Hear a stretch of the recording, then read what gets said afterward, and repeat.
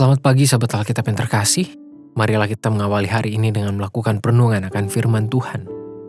Bacaan Alkitab kita pada hari ini berasal dari kitab Kisah Para Rasul pasalnya yang kedua, ayat 14 sampai ayat 21. Maka bangkitlah Petrus berdiri dengan ke-11 rasul itu, dan dengan suara nyaring ia berkata kepada mereka, "Hai kamu orang Yahudi dan kamu semua yang tinggal di Yerusalem, ketahuilah dan camkanlah perkataanku ini. Orang-orang ini tidak mabuk seperti yang kamu sangka, karena hari baru pukul 9. Tetapi itulah yang difirmankan Allah dengan perantara Nabi Yoel. Akan terjadi pada hari-hari terakhir, demikianlah firman Allah, bahwa aku akan mencurahkan rohku ke atas semua manusia. Maka anak-anakmu laki-laki dan perempuan akan bernubuat, dan teruna-terunamu akan mendapat penglihatan-penglihatan, dan orang-orangmu yang tua akan mendapat mimpi. Juga ke atas hamba-hambaku laki-laki dan perempuan akan kucurahkan rohku pada hari-hari itu, dan mereka akan bernubuat. Dan aku akan mengadakan mujizat-mujizat di atas, di langit dan tanda-tanda di bawah, di bumi. Darah dan api dan gumpalan-gumpalan asap. Matahari akan berubah menjadi gelap gulita, dan bulan menjadi darah sebelum datangnya hari Tuhan, hari yang besar dan mulia itu. Dan barang siapa yang berseru kepada nama Tuhan akan diselamatkan." Menjadi seorang pengikut Kristus merupakan sebuah keputusan yang membutuhkan upaya berkelanjutan. Ini adalah proses yang tidak akan pernah usai. Mengapa? Karena semua pernyataan iman perlu diwujudkan dalam berbagai aksi yang sebanding. Oleh sebab itu, mengikut Kristus tidak akan pernah menjadi proses pasif yang hanya meminta dan sekedar menerima tanpa melakukan upaya yang nyata. Sikap Petrus di dalam peristiwa Pentakosta ketika banyak orang mencoba para rasul merupakan salah satu contoh upaya iman yang dapat kita jadikan bahan permenungan lebih lanjut. Kondisi yang perlu kita sadari adalah para murid masih berada di tengah situasi yang tidak kondusif. Maksudnya, mereka tetap mendapatkan tekanan represif yang tidak jarang dapat membahayakan nyawa dari kelompok-kelompok di sekitarnya.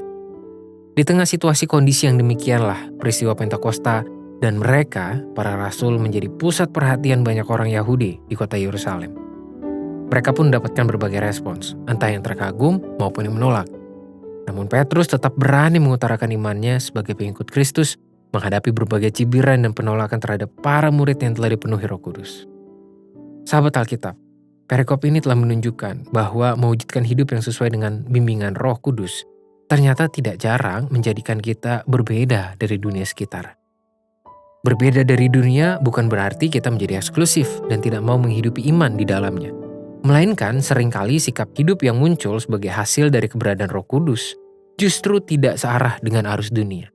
Hal inilah yang mengakibatkan para murid mendapatkan penolakan dan cemoohan ketika mereka berbicara dalam bimbingan Roh Kudus. Meski demikian, khotbah Petrus di hadapan halayak ramai telah menegaskan tentang konsekuensi sekaligus komitmen dalam menjalankan peran sebagai umat Tuhan. Kita tentu sudah sering mendengarkan khotbah tentang konsep hidup yang berlandaskan firman Tuhan. Bahkan mungkin saja banyak di antara kita yang sudah terbiasa untuk membaca Alkitab setiap hari dan mendapatkan banyak pelajaran hidup yang ideal darinya. Persoalannya adalah bukan pada seberapa banyak yang kita ketahui, melainkan seberapa banyak yang mampu kita wujudkan. Jadi, apakah Anda bersedia mempertahankan sikap hidup dalam bimbingan Roh Kudus meski tidak jarang mendapatkan penolakan dari dunia? Marilah kita berdoa. Tuhan, kami sebagai umat-Mu menyadari betapa besarnya konsekuensi yang perlu kami terima ketika kami persembahkan diri sebagai umat Tuhan, menerima dan bersedia agar hidup kami dibentuk oleh Roh Kudus. Karena seringkali tidak jarang kehidupan kami justru menjadi berbeda, melawan arus bagaimana dunia ini menjalankan kehidupannya. Tetapi itulah bagian nyata dari kehidupan kami sebagai umat Tuhan. Biarlah Roh Kudus selalu menguatkan kami, membentuk kami menjadi saksi Tuhan. Hanya di dalam nama Tuhan Yesus kami berdoa dan memohon. Amin.